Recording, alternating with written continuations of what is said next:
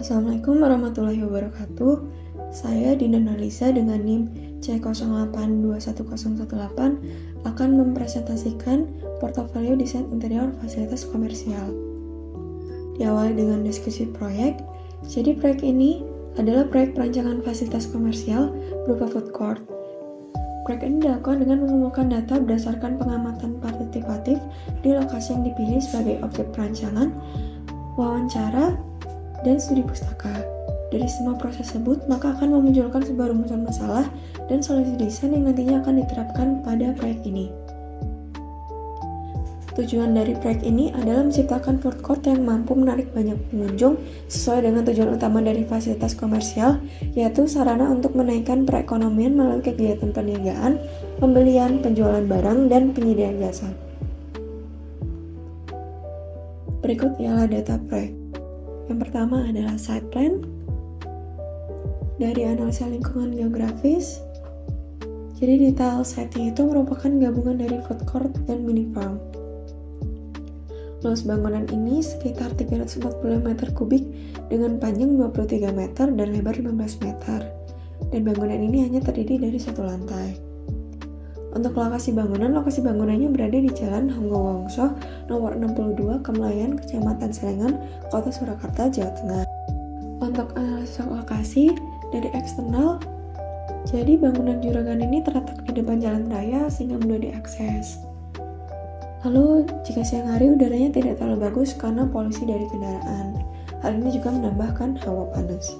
Lalu untuk dari internalnya, size besar cukup besar untuk pengunjung, namun suasananya riuh karena konsepnya ialah open space. Jadi terdengar suara alat masak yang berbenturan karena letak stand dekat dengan area makan. Untuk setting budaya, muncul karena budaya orang Indonesia yang menyukai kumpul-kumpul dan minat orang Indonesia terhadap wisata kuliner. Selanjutnya ialah company profile. Jadi usaha ini dimiliki oleh Bapak Rudi Cahyadisteja dan merupakan usahaan perorangan. Untuk sejarah singkatnya, nama juragan ini dipilih berdasarkan singkatan dari jujukan atau tujuan para penggemar kulineran. Dan konsep awal itu ialah kafe dengan keluarga. Namun pada tahun 2021 beralih konsep menjadi food center dan mini farm. Berikut ialah color, identity, dan logonya. Jadi warna merah ini cenderung dapat membangkitkan rasa lapar. Lalu untuk warna kuning melambangkan kehangatan, kenyamanan, dan keceriaan sesuai dengan konsepnya yang ditujukan oleh keluarga.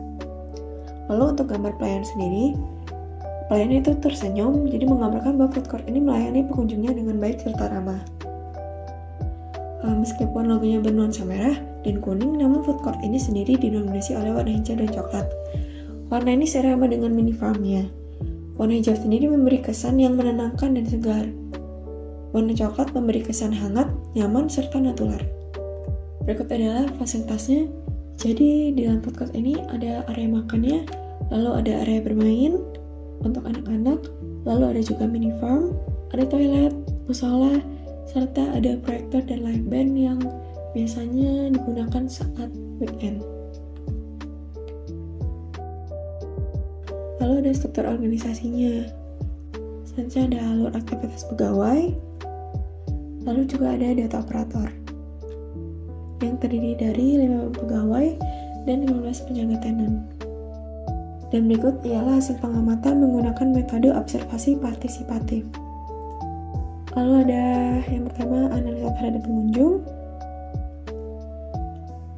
ada aktivitas pengunjung, lalu juga ada review partisipan di setiap area yang berbeda. Lalu selanjutnya ialah penjabaran review dari tiap orang secara keseluruhan. Dari hasil pengamatan tersebut memunculkan sebuah permasalahan dan solusi. Berikut adalah problem and solution-nya yang terdiri dari goal, fact, concept, needs, and problem di tiap area berdasarkan teori William Penner. Dan dari problem and solution memunculkan sebuah rumusan masalah.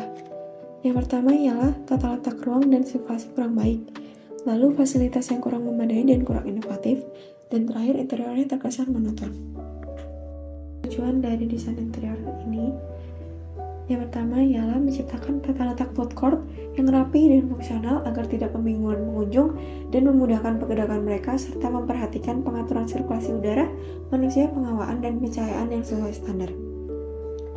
Lalu yang kedua, memberikan fasilitas penunjang lain seperti kamar mandi, musola, dan lain-lain yang sesuai dengan standar dari berbagai aspek, dan juga menambahkan fasilitas tambahan agar food court dapat menarik pengunjung dari berbagai kalangan. Fasilitas yang akan diterapkan berupa working space yang kini banyak digemari oleh anak muda untuk mengerjakan tugas. Lalu yang terakhir ialah menciptakan interior ruang yang terlihat luas dengan suasana nyaman, menenangkan, dan hangat untuk mengurangi kesan pengap. Mendesain interior dan furnitur dengan inovatif agar dapat menarik perhatian pengunjung dengan tema desain dipilih yaitu gabungan style antara Japani dan Japanese tradisional. Berikut adalah dana usulannya. Dari ketiga tenda ini yang dipilih ialah layout nomor 3 dengan luas bangunan asli seukuran 462 meter kubik. Dan nantinya area parkir akan dipotong sehingga luasnya sekitar menjadi 360 sampai 400 meter kubik. Berikut adalah potongannya dari layout 3. Selanjutnya ialah programming. Pertama ialah menganalisis kebutuhan ruang. Setelah itu menganalisis kebutuhan furnitur dan barang. Selanjutnya ialah hubungan antar ruang yang terdiri dari diagram matriks, zoning bubble diagram, grouping, serta sirkulasi. Berikut ialah penjelasan keseluruhan tentang alternatif 1.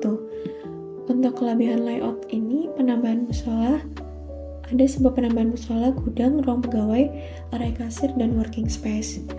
Lalu musola terletak di antara toilet pria dan wanita, berwudu dilakukan toilet, dan jika ingin sholat, bisa langsung menuju musola melalui pintu yang berbeda, jadi antar pria dan wanita tidak bertemu, dan lebih terasa privatnya. Lalu pelebaran area yang akan dijadikan working space dan letaknya terpisah dari area makan sehingga tidak terlalu berisik. Musola dan toilet ada di pojok belakang, jadi lebih privasi. Area makan berada di tengah, jadi konsumen bisa dengan mudah jika ingin pergi ke area lain. Dan ada sebuah space kosong sebagai jalur jalan, jadi tidak sempit. Selain itu, area kasir juga diberi space kosong yang cukup besar untuk tempat konsumen mengantri. Nah, dari kelebihan ini, tentu ada kekurangannya. Kekurangan pertama, terdapat tenan yang letaknya di dekat musola, jadi kemungkinan akan sedikit berisik. Lalu working space itu terpisah dan terlalu jauh dari pintu utama, jadi cenderung tidak terlihat. Kalau itu akan lebih baik jika diberi penanda arah. Dan ini penjelasan alternatif 2-nya. Untuk kelebihannya mirip seperti alternatif pertama, hanya berbeda di working space yang ada dua. Jadi ada working space yang letaknya di ujung, lalu ada working space yang letaknya dengan area makan, jadi lebih mudah dijangkau. Namun juga kekurangannya lebih banyak, yaitu working space-nya tidak diberi lebar sehingga kapasitas pengunjung berkurang dan ruangannya itu cenderung sempit. Working space-nya letaknya semakin tersembunyi dibandingkan dengan alternatif 1. Dan working space 2 dekat area makan, jadi bisa mengganggu konsentrasi pengunjung yang ada di working space. Ruang pegawai letaknya dekat toilet dan musola sehingga mengurangi privasi baik pegawai maupun pengunjung. Dan berikut adalah analisa sirkulasinya.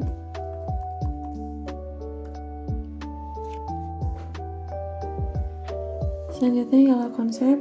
Dari pemaparan sebelumnya, maka tercipta ide untuk mendesain food court yang nyaman dengan suasana hangat, tata letak ruang rapi, tidak membingungkan, pencahayaan yang mendukung, terdapat fasilitas standar, set toilet, multifungsi, ada fasilitas working space untuk menugas maupun berdiskusi, serta sistem pembayaran yang memudahkan pengunjung, dan pastinya keindahan desain yang dapat menarik perhatian semua kalangan. Dan berdasarkan kriteria tersebut, maka desain yang akan diterapkan adalah gabungan antara Japani dan tradisional Japanese. Jadi Di Japan ini lebih natural minimalis, konsepnya menggunakan material alami, warnanya netral dengan tone hangat, dan penggunaan furnitur yang minimalis. Mengingat bahwa food court identik dengan keramaian, maka penerapan desain ini akan memberi kesan lebih rapi dan luas.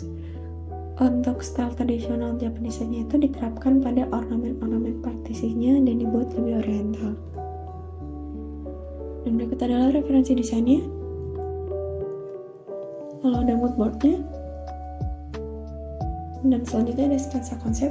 Jadi di sini saya mengambil konsep dari bentuk ikan koi. Yang pertama, saya mengambil transformasi dari corak ikan koi-nya. Corak yang warnanya biasanya warna merah itu. Dan dibentuk sebanyak 7 titik. Dan setelah itu saya membuat bentuk transformasi dari sirip ikan koi. Dan setelah bentuk itu jadi bentuknya disesuaikan dengan formasi pertama.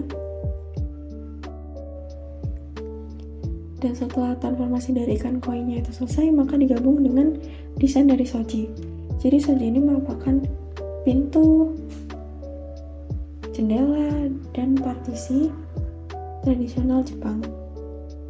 Dan semuanya itu digabungkan, dan desainnya itu menjadi desain untuk meja kasir.